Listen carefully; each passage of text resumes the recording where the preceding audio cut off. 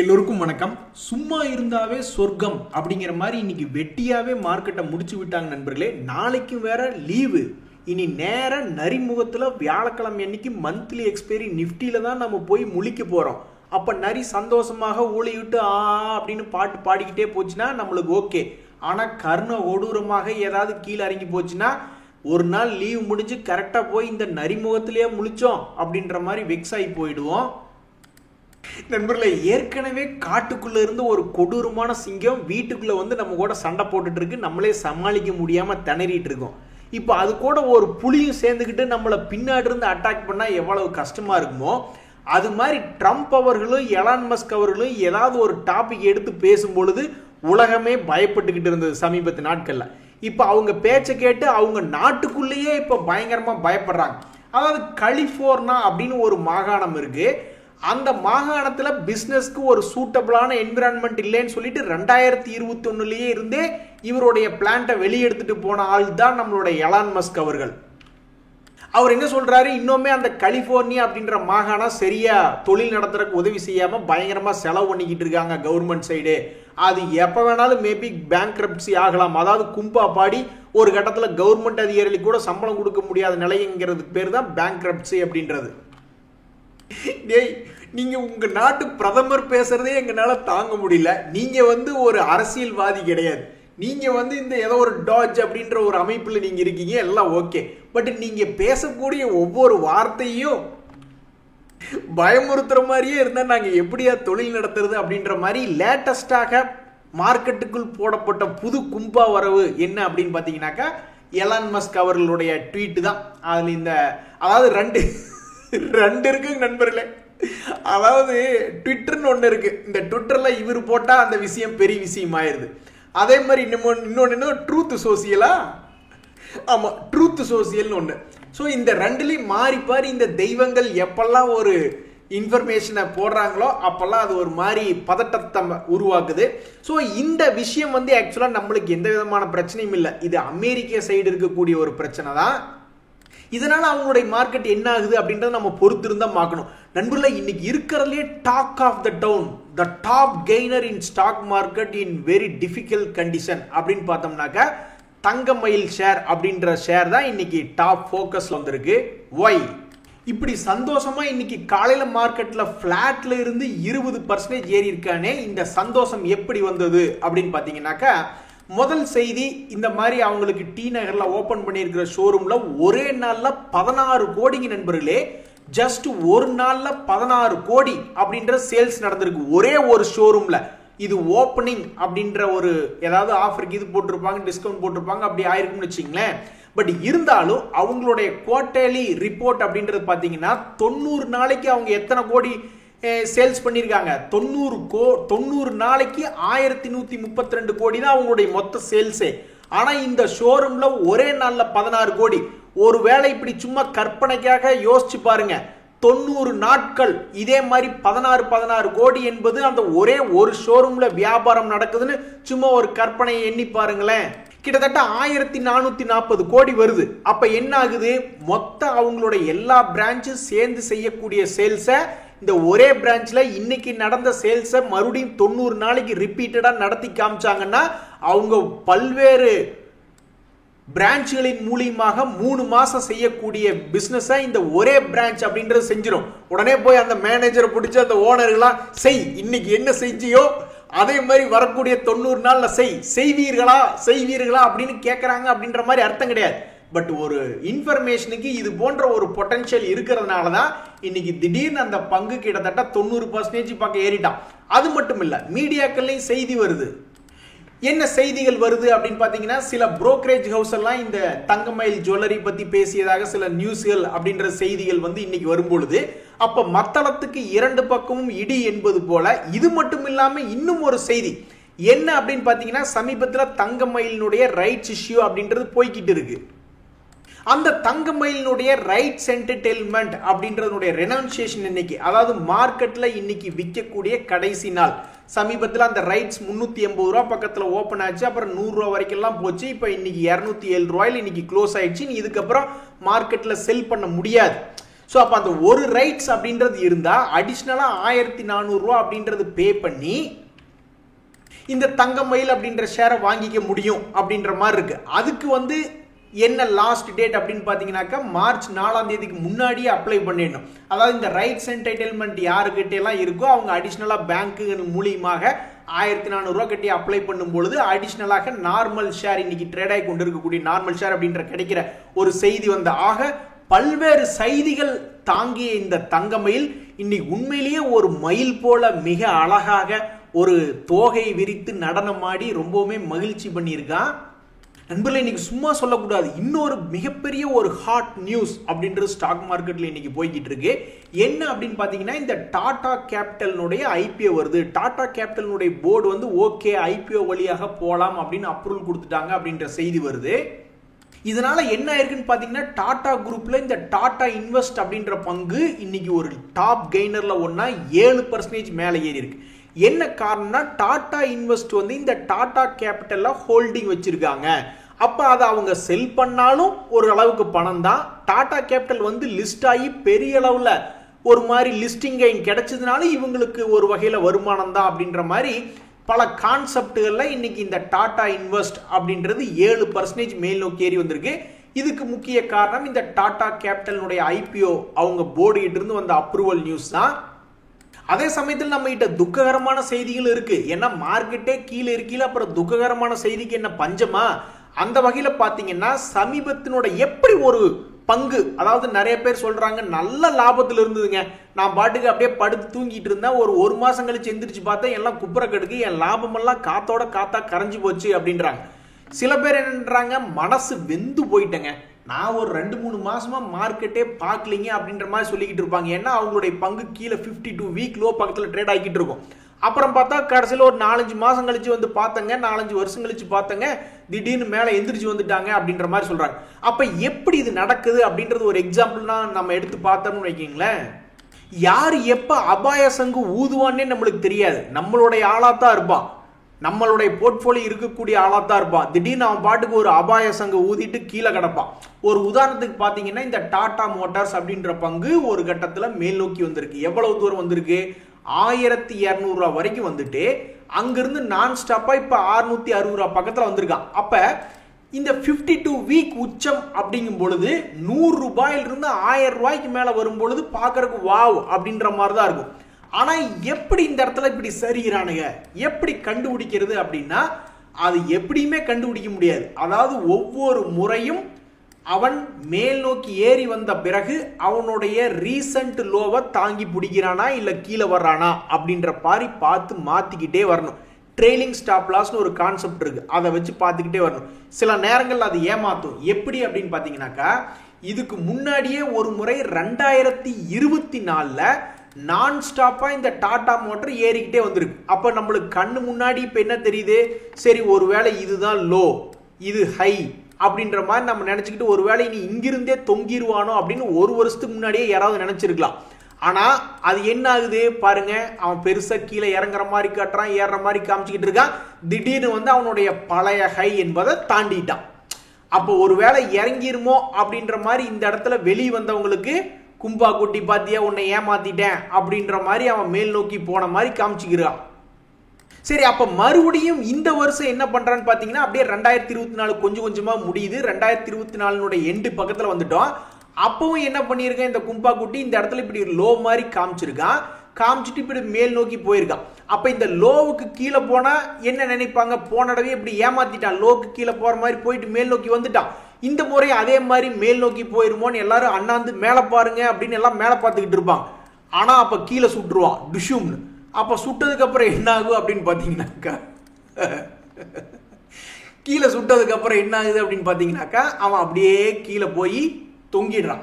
அப்ப trailing stop loss போட்டாலும் சில நேரங்கள்ல ஏமாத்திடுறான், சில நேரங்கள்ல ஏமாத்துறது இல்லை. அதனாலதான் நான் சொல்றேன், ஸ்டாக் மார்க்கெட் என்பது ஒரு லூஸ் மாதிரி பிஹேவ் பண்ணும், அதுல லாஜிக் என்பதே இல்லை. நீங்க எத்தனை உதாரணத்தை வேணாலும் எடுத்து பார்க்கலாம். இப்ப நாட்கோன் கூட ஒரு உதாரணத்தை எடுத்து பார்க்கலாம். ஒரு கட்டத்துல என்ன நினைச்சுக்கிட்டு இருந்திருப்பாங்க, முதல்ல வந்து 2023ல வந்து இந்த மாதிரி ஒரு இடம் ஹை வந்துட்டான், சரி நீ இதுக்கு கீழே போச்சுன்னா கும்பாவோ அப்படின்ற மாதிரி நினைச்சுக்கிட்டு நிறைய பேர் இந்த இடத்துல வெளியே வந்திருப்பாங்க. அதுக்கப்புறம் இந்த கும்பா குட்டி என்ன பண்ணா, பெரிய ஆள் மாதிரி மறுபடியும் போய் இந்த இடத்துல வெளியானவங்களுக்கு எல்லாம் பெப்ப அப்படின்ட்டு அவன் மறுபடியும் ஹையை தாண்டிட்டான். ஹையை தாண்டினா மறுபடியும் என்ன பண்ணியிருக்கான், மறுபடியும் ஒரு புது இடத்துல போயிட்டு இப்படி கீழே இறங்குற மாதிரி காமிச்சிருக்கான் ஒரு தடவை. அப்புறம் என்ன பண்ணியிருக்கான், மறுபடியும் அங்கிருந்து கும்பா கூட்டி பல தடவை மறுபடியும் மேல் நோக்கி ஏறி மேலே வந்துட்டான். அப்போ இப்போவுமே சமீபத்தில் 2024 ஒரு முறை இப்படி கீழே இறங்கில என்ன நினைச்சிருப்பாங்க, இவன் சும்மா ஏமாத்துவானாட்டு இருக்கு, நல்லா மேலே போயிடுவான்னு எல்லாம் மேலே பாருன்னு மேலே பார்த்துக்கிட்டு இருப்பாங்க. அப்போ கீழே சுட்டுருவான். இங்கே பார்த்தீங்களா, இந்த முறை அவன் ஏமாத்தல. இந்த இடத்துல பழைய லேட்டஸ்ட் ஸ்விங்கி லோக்கு கீழே வந்தவன் ஒரு மாதிரி கீழே வந்துட்டான். அப்போ நிறைய பேர் என்ன நினைச்சிட்டு இருப்பாங்க, யாராவது இந்த இடத்துல லாபம் புக் பண்ண போயிருந்தாங்கன்னா கூட நீ லாங் டேர்முக்கு தகுதி இல்லாதவன், உனக்கெல்லாம் எப்படி லாங் டேர்ம்ல வச்சிருக்க முடியும் அப்படின்ற மாதிரி பேசுவாங்க. நான் தான் சொல்றேனே, மார்க்கெட் கண்டிஷனை பொறுத்து தான் யாரா இருந்தாலும் பேசுவாங்க. மேல் நோக்கி இருந்ததுன்னா மேல் நோக்கி போகும் அப்படின்ற மாதிரி நம்ம அந்த பிரசன்ட்ல தான் இருப்போம். ஃபியூச்சர்ல நம்ம இருக்க மாட்டோம். ஃபியூச்சர்ல இப்படி நடக்குன்னு தெரிஞ்சதுன்னா யாருமே அப்படி பேச மாட்டாங்களே, அது புக் பண்ணிட்டு மேலே கொடுத்துட்டு கீழே வந்து வாங்கலாம்லாம் நினைப்பாங்க. இப்ப அதே ஆளுகளை போய் பார்த்து, ஏங்க இந்த மாதிரி எல்லாம் மேல தன்னுடைய உச்சத்துக்கு போயிருக்குதுங்க, இதெல்லாம் ஒரு ட்ரெண்டிங் கிளி மாதிரி ஏதோ ஒன்று ஆயிருக்குதுங்க அப்படின்னு நம்ம அந்த சமயத்துல போய் ஒருத்தர் நம்ம பேசுறோம்னு வச்சுங்களேன். அப்ப அவங்க என்னம்பாங்க, உனக்கெல்லாம் எப்படி லாங் டேர்ம் தெரியும், உனக்கெல்லாம் சுட்டு போட்டாலும் வராதுமா. அப்புறம் கடைசியில ஒரு 2 மாதம் ஃபியூச்சர்ல, அதாவது கரண்ட் பிரசன்ட்ல போய் நம்ம பார்க்கும்போது, என்னையா அவன் 1600 இருந்தா அந்த காலத்துல இப்போ 50% இறங்கி 800ல் படுத்து கிடக்கிறான் அப்படின்னு பேசும்போது தான் இப்படி பேசுவாங்க. ஒருவேளை பார்ஷியல் ப்ராஃபிட் புக்கிங் அல்லது ட்ரெயிலிங் ஸ்டாப் லாஸ்லாம் போட்டிருக்கணுமோ அப்படின்ற மாதிரி பேசுவாங்க. அப்புறம் மறுபடியும் இந்த ட்ரெண்டிங் கிளி ஒருவேளை மேல் நோக்கி பறந்து போச்சுன்னா அப்போ ஒரு மாதிரி பேசுவாங்க. அதனால நண்பர்களே, இந்த ஸ்டாக் மார்க்கெட்ல நேரத்துக்கு தகுந்த மாதிரி பேசக்கூடிய ஆட்கள் தான் இருக்கிறாங்களே ஒழிஞ்சு, ஒரு சிஸ்டமேட்டிக்காக தொடர்ந்து இந்த எஸ்ஐபின்னு ஒன்று கண்டுபிடிச்சிருக்காங்க பாத்தீங்களா, அதைய யாரெல்லாம் பெரிதும் முன்னணிப்படுத்தி பேசுறாங்களோ அவங்கனால வாழ்க்கையில ஏதாவது ஒரு பிரயோஜனம் இருக்குமே ஒழிஞ்சு, இப்படி ட்ரெண்டிங் கிளினா என்னன்னே தெரியாம, அதே மாதிரி வெட்டு கிளினா என்னன்னே தெரியாம வாழ்க்கையில ஏதாவது ஒன்னத்தையாவது பேசிக்கிட்டு இருந்தாங்கன்னா அவங்கனால துன்பம் தான் வருமே ஒழிஞ்சு ஒரு இன்பம் என்பது வராது. நண்பர்களே, இந்த சமயத்துல பிட்காயின் அப்படின்றது கோல்டு அப்படின்றது ரெண்டுமே வாழ்நாளுடைய உச்சத்துல ட்ரேட் ஆயிட்டு இருந்தது. என்னமோ தெரியல, இந்த பிட்காயின் இன்னைக்கு நீட்டி படுக்க வச்சுட்டாங்க. அது 1 லட்சத்தை விட்டு கீழே 89,000 USDல ட்ரேட் ஆகி கொண்டிருக்கிறது. ஆனா கோல்டினுடைய விலை தற்போது வரைக்கும் அவனுடைய வாழ்நாள் உச்சத்திலேயே தான் ட்ரேட் ஆயிட்டு இருக்கு. ஸோ 3 பார்ட்டியில 2 பார்ட்டி அவுட், இன்னும் 1 பார்ட்டி தான் கையில் இருக்கு அப்படின்ற மாதிரி கோல்டு மட்டும் தற்போதைக்கு தொடர்ந்து மேலேயே ட்ரேட் ஆயிட்டு இருக்கு. இந்த சமயத்தில் ஒரு மிக முக்கியமான விஷயம் என்ன அப்படின்னு பாத்தீங்கன்னா, ஜியோ பாலிட்டிக்கல் சண்டை, அதாவது 2 நாடுகளுக்கு இடையில இருக்கக்கூடிய சண்டை வந்தா மட்டும் சேஃபா கோல்டு பாக்குறது இல்ல. எக்கனாமிக் வார், பொருளாதாரம் சம்பந்தப்பட்ட நிலையற்ற தன்மை வரும்பொழுதும் கோல்டு பத்தி நிறைய பேர் யோசிக்கிறதுனால கோல்டு தொடர்ந்து மேலேயே பிடிச்சி தொங்கிக்கிட்டு இருக்கான். இந்த சமயத்துல ஒரே ஒரு விஷயம் என்ன தெரியுங்களா, வீட்டம்மா கிட்ட கூட நான் இப்ப பேசிக்கிட்டு இருந்தேன். அதாவது வீட்டம்மாக்களுடைய மைண்டையும் ஒருத்தர்னால பேசி மாத்த முடியும். இப்ப யாராவது ஒருத்தர் போய் பேசுறாங்கன்னு வச்சுங்களேன், இந்த மாதிரி கோல்டுல ஏதாவது ஒரு பேட் நியூஸ் அப்படின்றது ஃபீடு பண்ணாங்கன்னா அவங்களுக்குள்ளேயும் ஒரு பேட் நியூஸ் அப்படின்ற மாதிரி வருது. ஒருவேளை தங்கம் இறங்கிருமோ அப்படின்னு ஒரு 10 பேர் டெய்லி ஒருத்தருடைய காதிலே பேசிக்கிட்டு இருக்காங்க ஒரு விஷயம். 2வது, அதுக்குண்டான சந்தை என்பது ஓப்பனா இருக்குன்னு வச்சுங்களேன். இப்பெல்லாம் கோல்டு நம்ம விற்கணும்னா போய் நகை கடைக்கோ அல்லது பேங்குக்கோ போகும் பொழுது கிட்டத்தட்ட 3 மணி நேரம் 4 மணி நேரம் ஆகுது பிசிக்கல் கோல்டுல இருந்து வெளியே வர்றதுக்கு. அதுக்காகவே பல பேர் போறதில்லை. ஆனா ஏதாவது சந்தை எலக்ட்ரானிக்கே இப்ப ஸ்டாக் மார்க்கெட்ல நினைச்சா 1 நிமிஷத்துல என்ன வேணாலும் பண்ணிட்டு போகலாம், லாகின் பண்ணமா உள்ள கேஷ் இருந்தா போதும் அப்படின்ற மாதிரி அப்ளிகேஷன்ஸ் அப்படின்றது இருக்கு. பட் இந்த கோல்டுக்கு உண்டான சந்தை வீட்டம்மாக்களை விட எட்ட இருப்பதால் அதுல பல்வேறு பிசிக்கலி சம் ப்ராசஸ் இன்வால்வ் ஆயிருக்கு அப்படின்றதுனாலையும் இந்த கோல்டு பல்வேறு இடங்கள்ல வாங்கி விற்காம ஒரு மாதிரி நிலையா நிக்குது. ஒருவேளை அதையும் கிளீனா ரொம்பவுமே ஒரே நிமிஷத்துல வாங்க விற்க அப்படின்ற மாதிரி ஏதாவது கோல்டு இருந்துன்னு வச்சுங்களேன், அப்பதான் அவங்களுடைய சைக்காலஜி எப்படி இருக்கு, அடிக்கடி விற்கிறாங்களா அடிக்கடி வாங்குறாங்களா அப்படின்றது அப்பதான் நம்ம டெஸ்ட் பண்ணி பார்க்க முடியும். பட் தற்போதைக்கு கோல்டு வாங்குறதோட சரி, அது எப்ப பெரும்பாலும் மற்றவங்க விற்கிறாங்கன்னா அந்த கோல்டு அழிச்சு இன்னொரு கோல்டு செய்யும் பொழுதுதான் நிறைய பேர் விற்கிறாங்க. அதனால கோல்டு வச்சிருக்கிறவங்க பெரும்பாலும் மைண்டு ஸ்ட்ராங்கா இருக்கிறாங்க. ஆமா, நியூஸே இல்லை. இப்போ கூட பாருங்க, ஏகப்பட்ட நியூஸ் சேனல் இருக்கு.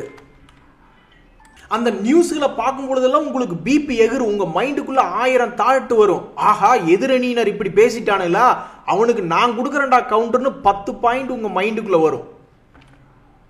அது மாதிரி கோல்டுக்கு ஒரு தளம் இல்லை, ஒரு மார்க்கெட் பிளேஸ் இல்லை என்பதனாலேயே அது வந்து பெருசா பிளக்சுவேஷன் ஆகாம இருக்கு. நீங்களே யோசிச்சு பாருங்க, உங்க வீட்டுல யாரு அதிகமா கோல்டு வச்சிருக்கு, அதாவது கோல்டு ஹோல்டர் யாரு அப்படின்னா வீட்டம்மாக்கள் தான். அப்ப அவங்க எல்லாம் சந்தையை விட்டு விலகி இருக்கிறதுனாலதான் அதுல பெருசா வால்டிலிட்டி என்பது இல்லை. நண்பர்களே, அத்திப்பூத்தார் போல சில விஷயங்கள் நடக்கும். மார்க்கெட்ல ட்ரெண்டிங் அப்படின்னு கேள்விப்பட்டிருக்கீங்களா? சில இண்டிகேட்டர்ல வந்து சிகப்புன்னு போடுவான், ஓ இறங்கிருமோன்னு நினைச்சுக்கிட்டு இருப்பாங்க, உடனே கிரீன் போடுவான். ஓ மேலே வந்துருமோ நினைச்சிட்டு இருப்பாங்க, உடனே ரெட் போடுவான். என்னடா கிறுக்கு போய மாதிரி வேலை பண்ணிக்கிட்டு இருக்கு அப்படின்ற மாதிரி நினைச்சுக்கிட்டு இருப்பாங்க. ஏன்னா மார்க்கெட்டுக்குள்ளேயே ட்ரெண்ட் என்பது இருக்காது. ஆனா அத்திப்பூத்தார் போல ட்ரெண்ட் என்பது என்ன தெரியுங்களா? இப்ப நீங்க எந்த இண்டிகேட்டர் வேணாலும் எடுத்து பாருங்க. ஒரு உதாரணத்துக்கு 50 days மூவிங் ஆவரேஜ் அப்படின்னு ஒரு இண்டிகேட்டர் நீங்க எடுத்து பாக்குறீங்கன்னு வச்சுக்கீங்களேன்.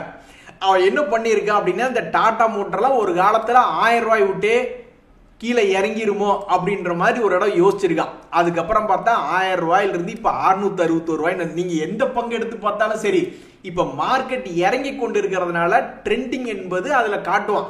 ஒரு உதாரணத்துக்கு இந்த சிடிஎஸ்எல் அப்படின்றத எடுத்து பார்த்தீங்கன்னா, இந்த 50 days மூவிங் ஆவரேஜ் அப்படின்றத எடுத்து பார்த்தீங்கன்னா, அவன் 1800 பக்கத்துல இருந்தே நீ வெளியே கீழே இறங்கிருமோன்னு அவன் யோசிச்சிருக்கான். 1800 எங்க, இப்ப 1200 எங்க, 100க்கு 85 பங்கு இப்படி எடுத்து பார்த்தோம்னாக்கா அவன் சொன்னதுக்கு அப்புறம் ஒரு மாதிரி கிளியரா ட்ரெண்டிங் பிடிச்சிதான் கீழே போயிருப்பான். இதுக்கு பேர் தான் அத்திப்பூத்தார் போல ட்ரெண்டிங் டேஸ் அப்படின்னு சொல்லுவாங்க. ஏன்னா இந்த ட்ரெண்டிங் டேஸ் நீங்க மேல போக மாட்டீங்களா? அது ஏன் ட்ரெண்டிங் பிடிச்சி கீழே வர்றீங்க? அடிக்கடி நீங்க மார்க்கெட்ல பார்த்திருக்கீங்களா? இந்த ட்ரெண்டிங் என்பது நடக்காது. திடீர்னு மேலே கீழே ஏறி அந்த ட்ரெண்டிங்கே குழப்பவாதி ஆக்கிடுவாங்க. சைடுவேஸ் ட்ரெண்ட் அப்படின்னு சொல்லுவாங்க. ஆனா நம்ம கெட்ட நேரம் தொடர்ந்து 5 மாதமாக 5 மாதமாக அப்படியே ஒரு ட்ரெண்டிங் கீழ் நோக்கி போய்கிட்டு இருக்கான். இன்னும் எத்தனை நாளைக்கு தான் கீழே குமிஞ்சு பாருங்க, எல்லாம் குப்புறப்படுங்க அப்படின்ற மாதிரி கீழ் நோக்கியே ட்ரெண்ட் போகும்னு தெரியல. இது நம்ம விளையாட்டா பேசிக்கிட்டு இருந்தாலும், இந்த செய்திகள்லாம் ஒரு விளையாட்டு செய்திகளா இருந்தாலும் மனசு என்பது ரொம்பவுமே வலியாத்தான் இருக்கும். ஏன்னா 25 26 வயசு, 30 வருஷம்னு எடுத்துங்க, ரவுண்டு பண்ணுங்க, 30 வருஷத்துல இல்லாத ஒரு வீழ்ச்சியை நம்ம பார்த்துக்கிட்டு இருக்கோம். நண்பர்களே, இன்றைய மார்க்கெட்ல இன்னொரு சுவாரஸ்யமான சம்பவம் என்ன அப்படின்னு பாத்தீங்கன்னா, சில ஃபெர்டிலைசர் கம்பெனிஸ் எல்லாம் வால்யூம் என்பது அதிகமா இருக்கு. இந்த கோரமண்டல் அப்படின்ற கம்பெனியினுடைய இந்த 2025ல இன்னைக்கு ரெஜிஸ்டர் ஆனதா ஹையஸ்ட் வால்யூம் இப்போ வரைக்கும். அதே மாதிரி இந்த சம்பல் ஃபெர்ட் அப்படின்ற கம்பெனி அவனு 2025ல இன்னைக்கு ரெஜிஸ்டர் ஆன வால்யூம் தான் செகண்ட் ஹையஸ்ட் அப்படின்ற செய்திகள் இன்னைக்கு போய்கிட்டு இருக்கு. மகாராஷ்டிரா சீம்லஸ் அப்படின்ற ஸ்டாக் இன்னைக்கு மார்க்கெட்டே இறங்கி இருந்தாலும் அவன் கிட்டத்தட்ட ஒரு 1.5% என்பது ஏறி க்ளோஸ் ஆயிருக்கான். அந்த கம்பெனியினுடைய டிவிடெண்ட் ஈல்ட் அப்படின்ற செய்தி என்னன்னா 1.53 ஆக உள்ளது. யோ, நான் தாய பெரிய கும்பா குட்டியெல்லாம் தள்ளி போங்கயா அப்படின்னு பல கும்பா குட்டிகள் தங்களுக்குள்ளே சண்டை போட்டுக் கொள்வது போல ஃபேமஸான பல பங்குகள் கீழ் நோக்கி விழுந்து கிடக்கின்றன. அதுல 52 வீக் லோ தொட்ட பங்குகள் எது அப்படின்ற மாதிரி பார்த்தோம்னாக்கா, ஸ்வைங் இன் த ரெயின், ஐ சிங் இன் த ரெயின் அப்படின்ட்டு இந்த அதானி கிரீன் எனர்ஜி என்பதனுடைய செய்தி இன்னைக்கு என்ன அப்படின்னா, அது 52 வீக் லோல ட்ரேட் ஆகிட்டு இருக்கு. அதே மாதிரி டாடா மோட்டர் என்ன அழைக்கப்படுகின்ற ஒரு பங்கு அவனும் 52 வீக் லோ என்பதுல ட்ரேட் ஆகிட்டு இருக்கு. நண்பர்களே, இன்னைக்கு திடீர்னு ஆச்சரியகரமா நிறைய பங்குகள் மேல் நோக்கி ஏறி இருக்கு. மார்க்கெட் சரியில்லைனாலும் அதுல இந்த சன் டிவி இன்னைக்கு 4% மேல் நோக்கி ஏறி இருக்கு. கடந்த 6 மாசத்தினுடைய லோல ட்ரேட் ஆகி கொண்டு இருக்கக்கூடிய பங்கு இன்னைக்கு ஒரு 4% ஏறி இருக்கு. இதுல என்ன ஒரு செய்தி, ஒருவேளை இந்த டிராகன் ஒரு படம் இப்போ ஓடிக்கிட்டு இருக்கு, நல்லா கலெக்ஷன் அப்படின்ற மாதிரி ஒரு விஷயம் கேள்விப்பட்டுக்கிட்டு இருந்தேன். ஒருவேளை இந்த பங்குல ஏதாவது ஒரு ப்ரொடக்ஷன்லயோ அல்லது ஏதாவது ஒரு டிஸ்ட்ரிபியூஷன்லயோ இது ஏதாவது ஒரு முக்கிய ஏதாவது ஒரு பங்கு இருக்கு அப்படின்ற மாதிரி நான் போய் பார்த்துக்கிட்டு இருந்தேன். அந்த மாதிரி எந்த விதமான விஷயம் இல்லை. அந்த வகையில சன் டிவி இன்னைக்கு எந்த விதமான செய்திகள் நீங்க ஏதாவது பாத்தீங்களா? நீங்க இன்னைக்கு 4% ஏறி இருக்குன்னா அதுக்கு என்ன காரணம் அப்படின்னு யாருக்காவது தெரிஞ்சா பதிவிடுங்க. இதே மாதிரி சில குப்புற விழுந்த பங்குகள் ஃபேமஸான அழகுதான், ஆனா பாவம் கீழே இறங்கியிருக்காங்க அப்படின்னு பார்த்தா இந்த டாக்டர் லால் பத் லேப், ட்ரிவேணி போன்ற பங்குகளும் இன்னைக்கு கீழே இறங்கியிருக்கு. ஆஹா, நீ ஒரு நாட்டிய பேராஞ்சலி, நீ ஒரு செல்லக்குட்டி அப்படின்றது போல இன்னைக்கு சந்தோஷத்தை கொடுத்த இன்னொரு பங்கு எது அப்படின்னு பாத்தீங்கன்னா இந்த விஜயா டைனாஸ்டிக் அப்படின்ற பங்கு தான். என்ன காரணம் அப்படின்னா இன்னைக்கு மார்க்கெட்ல இதுவும் ஒரு ஒன் ஆஃப் த டாப் கெய்னராக 14% ஏறி இருக்கு. இருந்தாலும் இவன் காலில் சலங்கை கட்டிட்டு எப்படி கதக்களி ஆடி இருக்கான் தெரியுங்களா? கடந்த சில நாட்கள்ல அவன் பாட்டுக்கு ஒரு இடம் குப்புற உளுந்தான், அப்புறம் மறுபடியும் ஏறினா ஒரு நாட்டிய பேராஞ்சலி மாதிரி சுத்தி சுத்தி எல்லா டைரக்ஷன்லயும் ஆடி இருக்கான். எது எப்படியோ இன்னைக்கு அந்த ஷேர் என்பது 14% ஏறி இன்னைக்கு ஒரு செய்தியில வந்திருக்கு. இந்த சமயத்தில் இன்றைய தகவல் அனைத்து உங்களுக்கு உதவியா இருந்தா எனக்கும் மகிழ்ச்சி தான். ரொம்ப நன்றி, வணக்கம்.